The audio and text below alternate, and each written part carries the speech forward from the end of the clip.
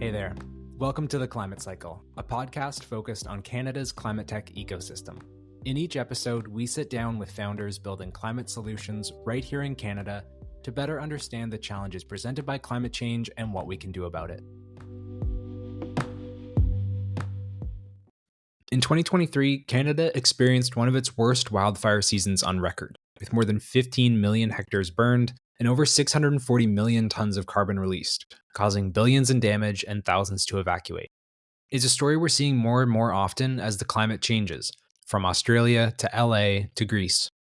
Today, we're looking at the future of wildfire response with Alex Deslauriers, the founder and CEO of FireSwarm Solutions. Alex brings a unique perspective to wildfire fighting.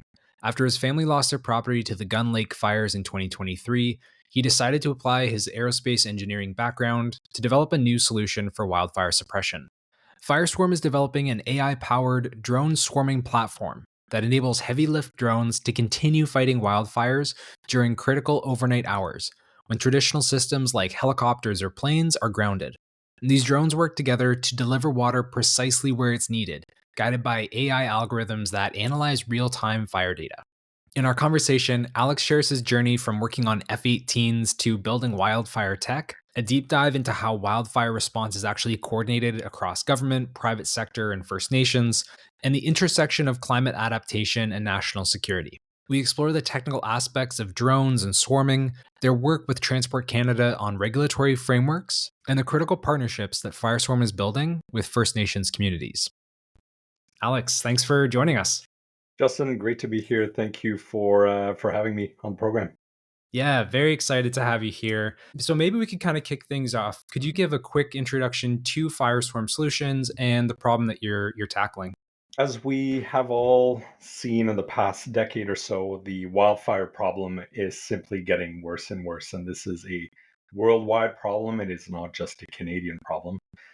And in 2023, after myself and my family lost our property in the Gun Lake fires in August, I decided as an aerospace engineer that the time was now to shift my focus and bring an amazing team of swarm algorithm coders, drone experts, business development experts, and branding experts to come up with this solution concept, which is focusing on the ability to swarm multiple heavy lift machines in a wildfire environment to automate the water pickup and drop off on specific fingers of the fire that require attention. That's really interesting. And maybe I'd love to hear a little bit more about the background that you're bringing into this, your journey from aerospace engineering to working in this space. It's been quite the career in aviation, aerospace engineering, emergency management. Back in 2000, graduated from Carleton University. Aerospace engineering was probably the toughest 5 years of my life. And then after that, went right into software engineering, and I was traveling the world implementing aviation maintenance software, major airlines worldwide, and also with US military foreign sales, with the US Navy, traveling in all sorts of undisclosed areas to implement software on F-18 programs worldwide. And after a number 25 years of that career, I decided that it was time to go back to my roots and start commercial flying again. So I was about to have an interview with WestJet, actually, to get into my dream as an airline pilot. And what do you know? Life decided to take a different turn, and our property burned down in Gun Lake. And that shifted my entire attention to bring my passion for helping others, aerospace engineering, aviation, flight automation. And here we are building this company that is the first to market. Fantastic. Okay. I'm excited to dive into the kind of drone technology and the swarm technology that you've developed. I think it'd be helpful to start with a bit of background on the problem and unpacking that a little bit more. Sure. You kind of alluded to this, like we all have a sense that wildfires are becoming more frequent, they're becoming more intense, maybe even like more expensive to fight. Can you kind of put this into perspective for us? Like what is changing that's kind of putting this on people's radar? Why is this different than wildfires in the past? The problem that we were facing for, decades really, was the assets that were available to bring water to a fire were in most cases suitable because the extreme weather events were simply not as prevalent as they are today. Things have really shifted in the past 5 to 10 years, whether you're a believer in climate change or not, it really doesn't matter. The proof is there that the current ability or current set of assets that we have to put water on fires is simply not meeting the need of our changing climate. And we are stuck with humans flying machines to bring water from lakes and put this water on fires. I really believe that in the years to come, we are going to all come to realization that with the available technology, there is no reason to put humans at risk and deliver water to fires. Helicopters will always be around in the wildfire Right. industry, but they should be used for tasks that are related to transporting humans, not picking up water and putting water on fires in one of the most dangerous environments that you can put a human in. Yeah. And so what are the tools that we kind of have at our disposal today? You've alluded to a couple of them, but could you kind of just talk about like what is the current tool set? Sure. What's really important to understand, and this is really, really critical, is that wildfires will always be put out by humans on the ground. All that helicopters and tankers and drones that we're bringing to the market, all they can do is suppress the fires to provide the time for the crews on the ground to actually dig through the soil to make sure the fire is actually out. Oh wow, okay. What's been happening for the past 10 years or so is that the amount of fuel in the forest, the humidity available to suppress the fires, is simply not as prevalent as it used to be in the past because of changes in our climate. Therefore, we still rely on ground crews putting out the fires, but we are at a point where there's simply not enough asset availability to cool the flames to allow these technicians and these firefighters to actually put the fire out. Wow, okay. So I guess that's kind of a combination of covering a larger amount of land, so you're stretched a little bit more Thin, thin, but it comes down to people flying helicopters and people flying planes. That's an expensive way to kind of do that suppression correct, and dangerous. and dangerous. And I mean, these amazing helicopters and $50 million CL 415 tanker aircraft, they deliver quite a punch to a fire, but there are simply not enough of them.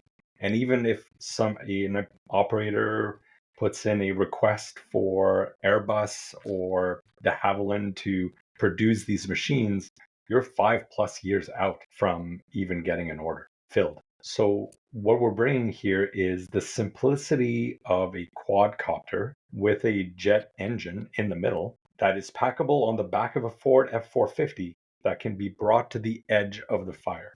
So if we're talking about the solution here a little bit, that is the differentiator that we're bringing. Yeah, perfect. That's a great segue to kind of like dive into what you're building at Fireswarm. So I'd love to talk about how the platform works. You've mentioned the heavy lift drone technology. There's also kind of the swarming aspect to it. Could you talk about like what does that platform look like? Primarily, FireSwarm Solutions is a software firm. We are developing the swarm algorithm that ingests data from real time fire perimeter that's provided by what we're calling Overwatch drones. Many people understand that current platforms are able to fly the fire perimeter, and these platforms can fly day and night, collect data real time, bring this data to our ground control station where the data is then processed and flight plans are then created to direct these heavy lift drones that are literally sitting on standby waiting to be dispatched. The swarm algorithm we're working on that is the key to what we're producing. We're also creating what's called the FireSwarm Ready Kit, which is a kit of sensors, radars, load sensors to understand when the Bambi bucket is full and ready for liftoff, and also a mesh radio communication system that includes a satellite communication backup. So that kit is installed on any heavy lift drone available in the world. Right now, there's only one, but there will be better mousetraps as history unfolds. So, primarily, swarm algorithm, that is where we need to put our focus in because that is what becomes the SaaS software play in our venture, which over time, as more heavy lift drones enter the market, they will be my first call and say, how can we work together to install our FireSwarm Ready kit on your platform so that it is ready to be plugged in to the algorithm when you show up to a wildfire scenario. Okay, that's an interesting kind of almost like modular approach, right? Where you have Yeah. the drone, but you can kind of clip into any drone that happens to come out in the future. Could you talk a little bit about the swarm algorithm? What is it about swarming that adds like this kind of unique edge for you? The concept of swarming, I mean, we've all seen drone swarms flying over Richmond, creating these great pictures in the sky. Those are what are called more deterministic swarms, where as long as you tell every drone to be at XYZ at time T, you can create these beautiful shapes. But that's a fairly well understood problem, not to simplify what Right. is being done. But what we're doing is we are taking real time fire perimeter data, treating it, and with AI, we are then able to superimpose on mission planning solutions where exactly to pick up water and where to exactly drop off the water. And the reason we're using swarming as a concept is because one heavy lift drone able to carry 350 kilograms of water is equal to one third of the load carried by a Type 3 helicopter currently used in wildfire. Meaning, three drones in a swarm equals the water carrying capacity of one Type 3 helicopter. So, when it comes to comparing the efficacy and the water transported, that's why we need to compare one Type 3 helicopter to a swarm of three drones, because that's the only way where you can start balancing the cost of ownership over the lifetime of these machines that are obviously very attractive compared to a helicopter. Yeah, yeah, that's such an interesting comparison point to have where you can actually say apples to apples, water volume is the same, but we can now look at the difference in the price tag or the difference in uptime or all of that kind of stuff. Yep. How does that kind of stack up? Because I would imagine there is kind of an upfront cost for the helicopter versus drones, but also like the lifetime cost. How do those two compare?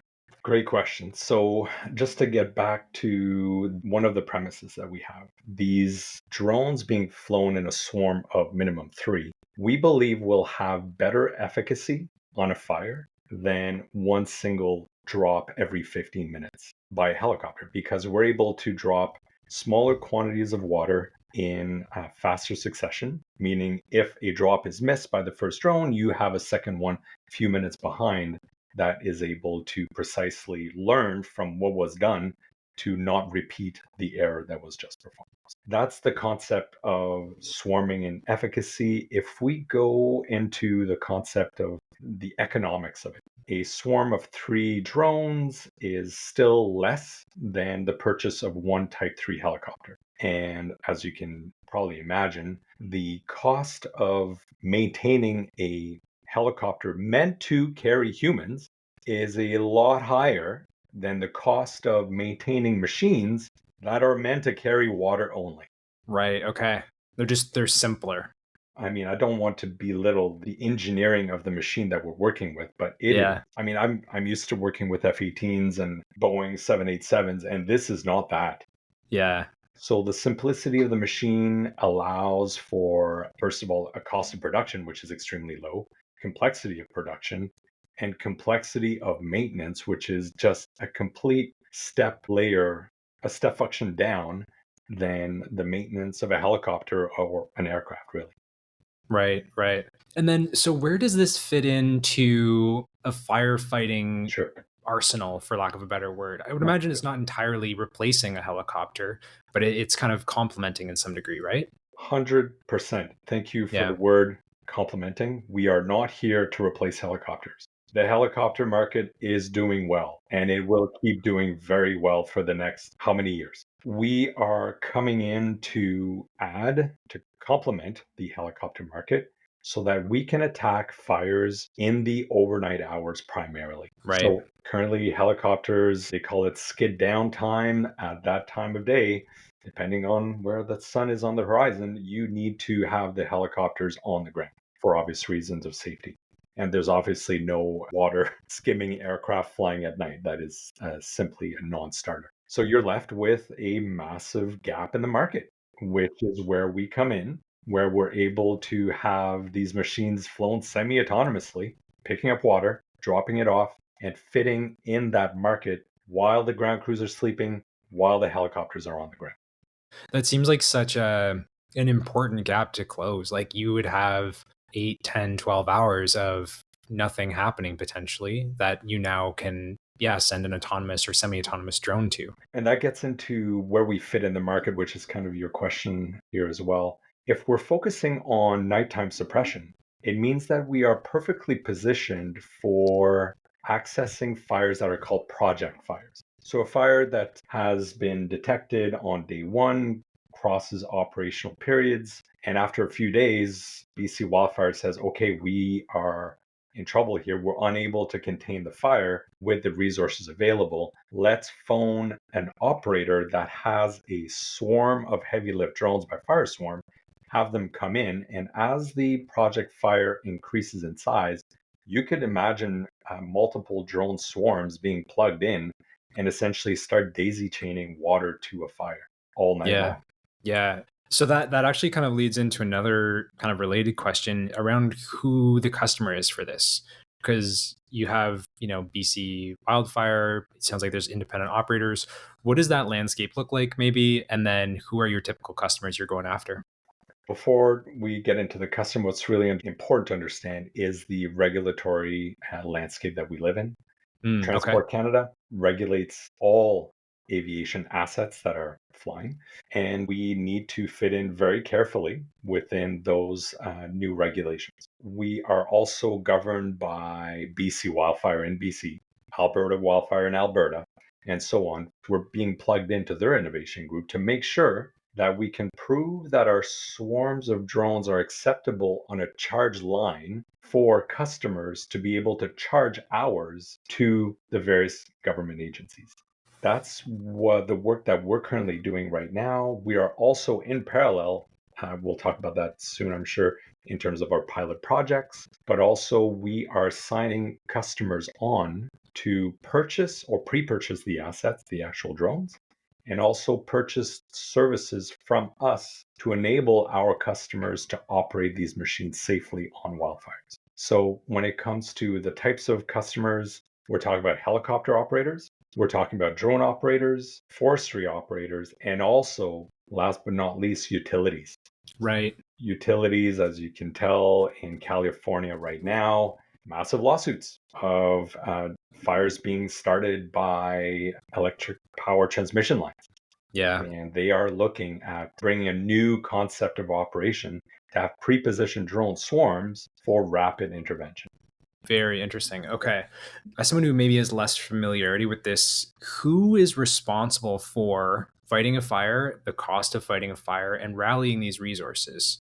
Every province in Canada, and we'll talk about the Canadian ecosystem first, has a provincial mandate to control wildfires in their environment. So we have BC wildfire, there's Alberta wildfire. Every province has their own fire center. So that as soon as a wildfire is detected that's outside of a boundary of a city, it becomes the provincial wildfire authority to do something about the situation. So the contracts between BC Wildfire, for example, and companies that own helicopters that are able to suppress wildfires in specific jurisdictions, that is where that link is. And Got it. every March or so, there are RFPs that go out from the provincial governments across all provinces and has helicopter operators and aircraft operators put in their proposals for this year's fire season. Got it. Okay, that's super helpful. And then I would love to double click on the regulatory piece because this is all about safety. You mentioned Transport Canada. What are some of the regulatory hurdles that you've had to navigate while building this? The timing that we have at FireSwarm to be entering the market at the time that we are is very serendipitous from public pressure, drones becoming available in the size that we require them, the technology of swarming becoming available, and the regulatory framework at Transport Canada. The regulatory framework for a long time has been okay, well, we're going to wait and see what's going on with drones. Where right now, literally in a few weeks from now, we have regulations that will enable us to apply for specific operating certificates to allow these heavy lift drones to operate. Now, obviously, Transport Canada, and I've been, in aviation for a long time, it's a crawl, walk, run approach. And the reason we're getting so many tailwinds within Transport Canada is we are not asking the regulator to allow these machines to fly through uncontrolled airspace prior to getting to the fire. Oh, okay. We are ensuring that our machines are being launched within the Class F restricted airspace of a wildfire automatically created through aviation regulations around a wildfire. Got it. Okay. Meaning when we launch, we need to get the handshake from incident command, allowing these machines to operate. But we do that within the confines of current aviation regulations that exist. Okay. So there's already an existing framework that you can kind of work with in that context. Yes, obviously, the regulatory hurdle that we're obviously having to work with is we are the first to market to bring this size of machine to the Canadian regulatory environment. Got it. Obviously, this is not an easy task, but we have the right people on board. And as you can probably imagine, Transport Canada really wants heavy lift machines operating in Canadian airspace. But Yeah. we're saying we are bringing these machines to within Class F restricted airspace with no other humans around except for people that are supposed to be on the ground. And we can start testing this concept of heavy lift machines in a controlled environment. So it is a Yeah. win-win-win for everyone around. That's super interesting that that sweet spot exists there. Do you have your eye on other jurisdictions like areas in the US? And are there similar or different kind of regulatory hurdles that you're keeping an eye on there? It is one of those examples where being a Canadian company is actually an advantage here. That we are working in a regulatory framework with Transport Canada that is very accepting of what we are bringing to the market. If we switch to the US and with the FAA regulatory framework, I'd say they're 5 to 10 years behind.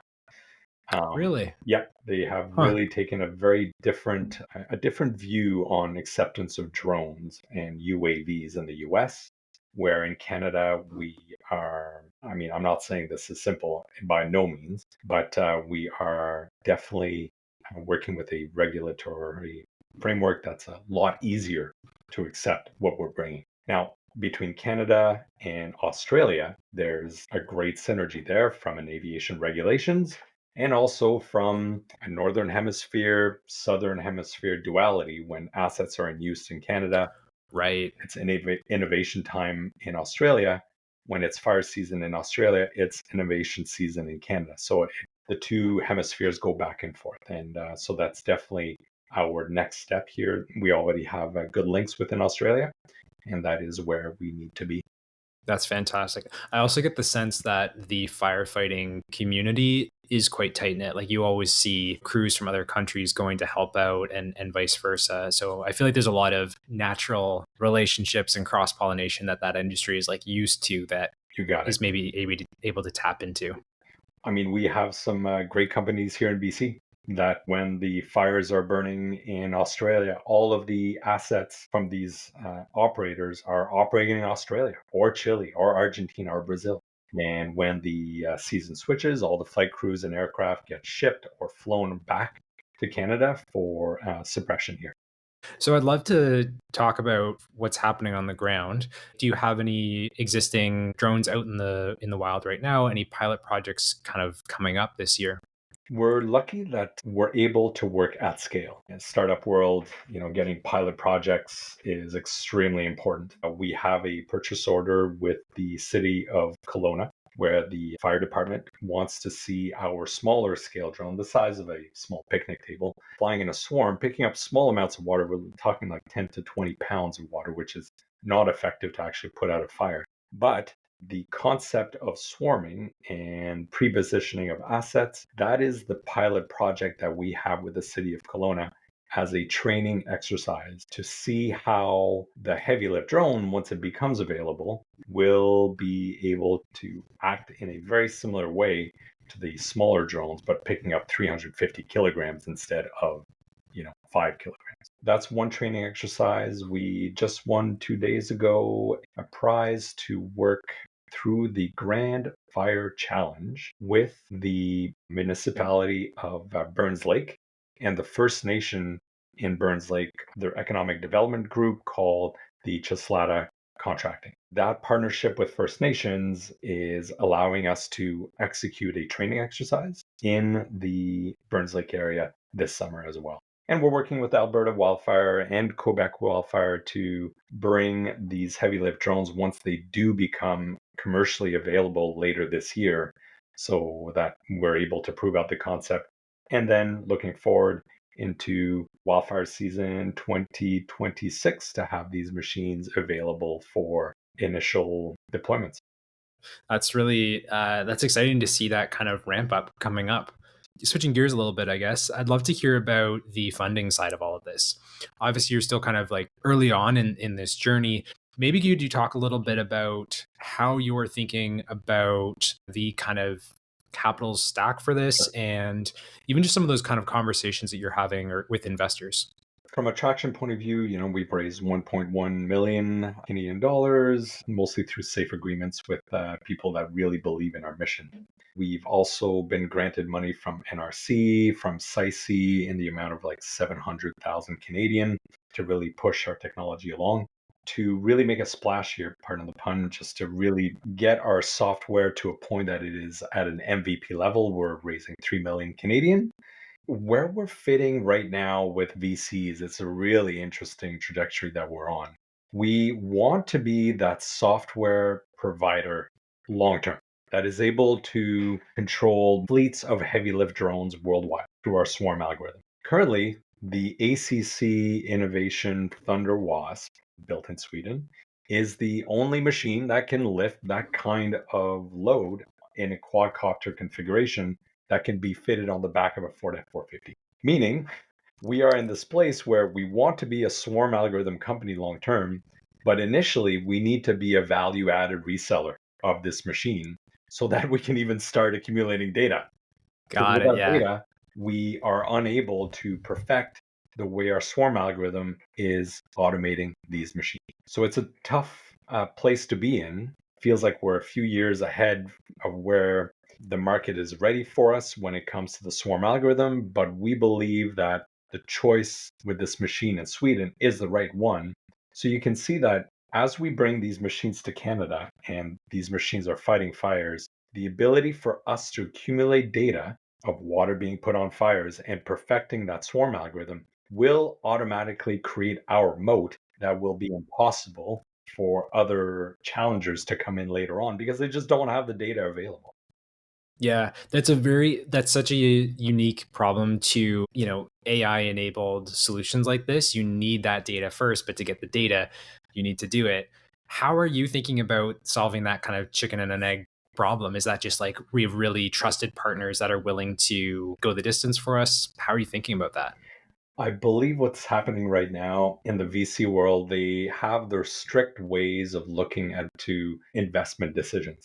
And we do not fit perfectly in a VC thesis. We're developing a SaaS solution with no underlying data currently available. We're switching our attention, and we have been for quite some time, to working with strategic investors. So, investors that are already related to wildfire in some way, that see this as the natural evolution of wildfire suppression. And they want to be part of the success, not just as a customer, but also as an investor.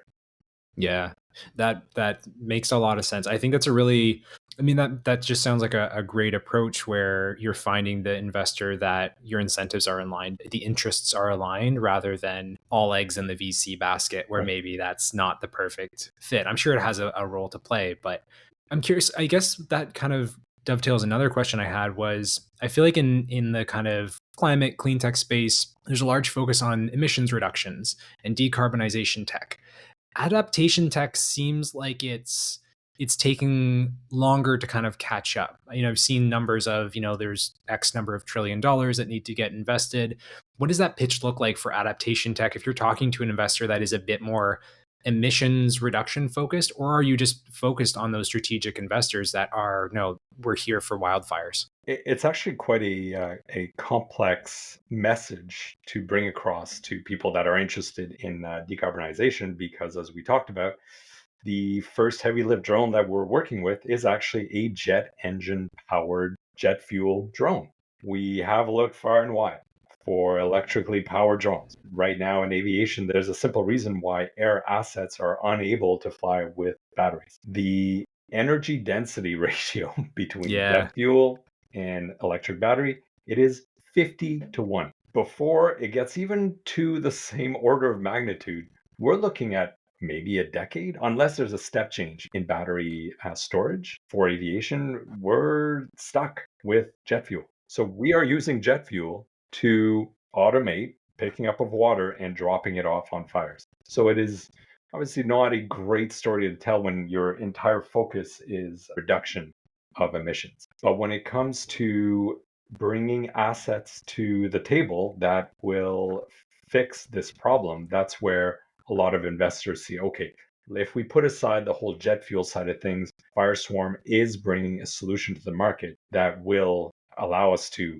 fix the problem in the overnight hours initially. So if you look at the amount of forest burn in the overnight hours and you relate that to a jet fuel powered drone able to put water on these flames, that's where the proof is in the pudding, right? In terms of exactly where that balance will be. But there is a 10 to 1 efficacy ratio of water being placed on flames at night as during the day. If you It's take just that it's into just more efficient or effective more to effect, be doing that at night. correct, because Oh, temperatures are lower, relative humidity is higher, usually winds are lower, and you're able to actually have a more effective water drop on a flame at night as during the day.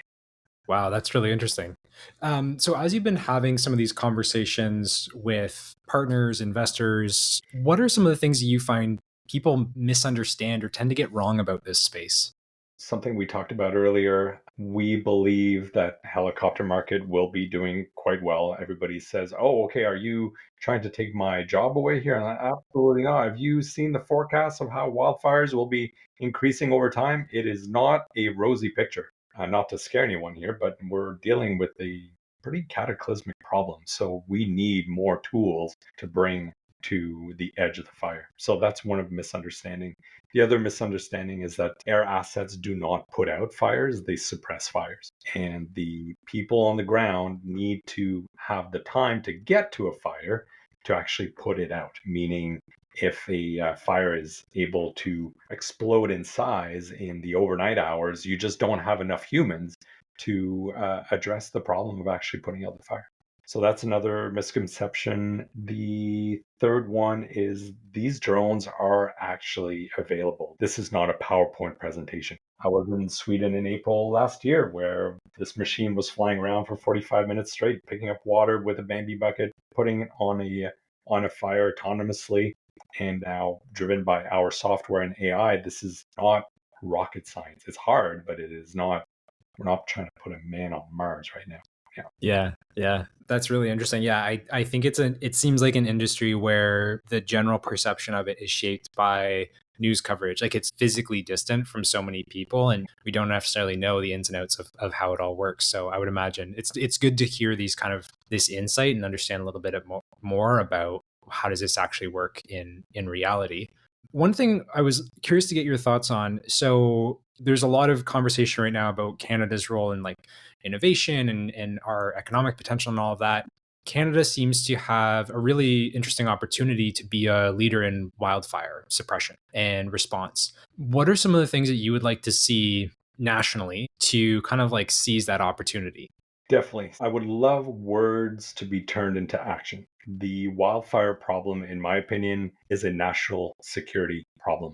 I've been speaking to a number of people within D&D and the IDEAS program. There's a component within D&D that focuses on natural disasters. Why can we not get an application available to us so that we could even apply and get funding from the National Defense Organization to support our innovation here?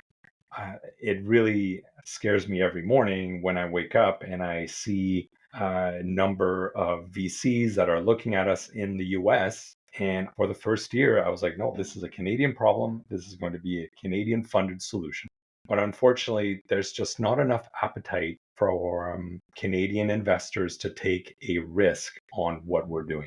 The risk in the US, no problem. I mean, people have been funding startups for $10 million on a PowerPoint. We have way more than a PowerPoint. And in Canada, we're having a really hard time getting money because partly because of the reasons that I talked about, this VAR concept versus the SaaS concept. But long story short, I believe there's a huge role for the Canadian government to play here. We have been backed by NRC IRAP program, which has been great, has led us to a very successful pilot project with Kelowna. But we need more from the federal government to really get us to the next level. Yeah. The connection between national security, I think, is very important and very underappreciated. I think so. Yeah. Yeah. Yeah. And even, whether it's domestically or supporting our allies and making sure that they're secure as well. Like there's a huge potential there for our our place in the world as well as our own national security interests. Absolutely. Unfortunately, at this point in our history where new lines are being drawn, and for a Canadian company to be military adjacent, working with a Swedish drone manufacturer, coming up with a swarm algorithm that will help alleviate our Yeah. problems at a national security level in Canada is a massive, almost no brainer. But Justin, I really just want to thank you for taking the time here because getting the word out to politicians is absolutely critical at this juncture. Yeah. Could not agree more. Was there anything we didn't touch on that you think we should have? One item that's really important to understand is the work that we're doing with First Nations. The First Nations angle to wildfire cannot be overstated. It is so important to realize that First Nations are the first to access wildfire in most jurisdictions in Canada. And they are under resourced, they are understaffed, and they do not have helicopters on standby for most of them. These machines that can be operated by locally trained operators, flown in a semi autonomous way, is an absolute game changer for a number of First Nations across the country and worldwide. And we need to really continue this relationship that we have with the trailblazers in First Nations to really get them excited and wanting to be the first to market with us. I'm really glad you brought that up. It does seem like such a natural fit and in a way to have a real meaningful partnership and support the I think too supporting the work that they are doing and have traditionally done for so long as kind of stewards of the land and all of that Stewards of kind of land, stuff. exactly. Yep. Yeah. Yeah. Yeah. All right. Well, I want to just quickly wrap up with a little rapid fire for you. Sure.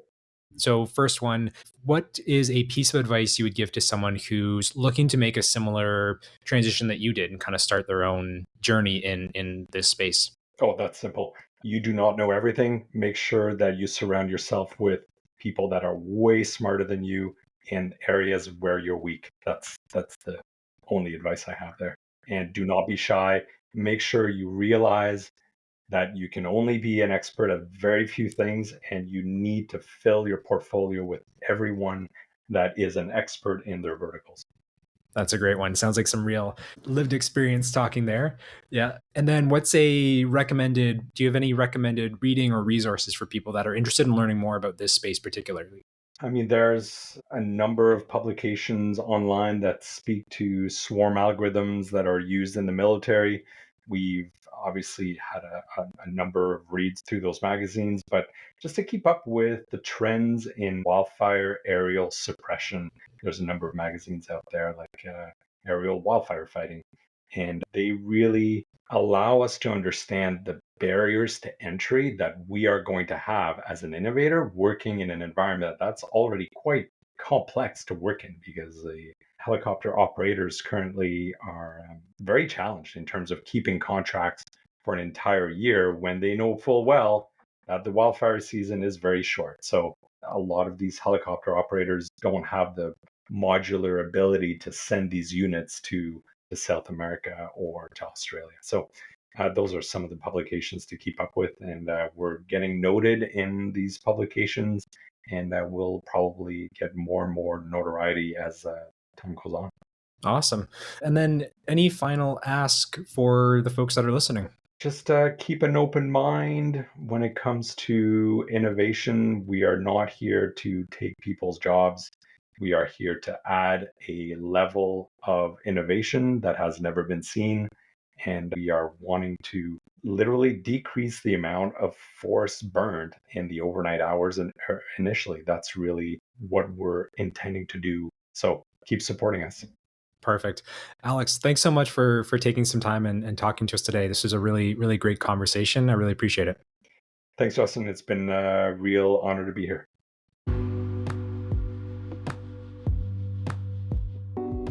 Thanks for joining us. If you enjoyed today's episode, leave a rating and a review on Spotify or Apple Podcasts. It would mean a lot and helps grow the show. To stay in the loop on Canadian climate tech news, recent fundraising, job postings, events, and more, subscribe to the Climate Tech Canada newsletter on our website. Thanks for listening. We'll see you next time.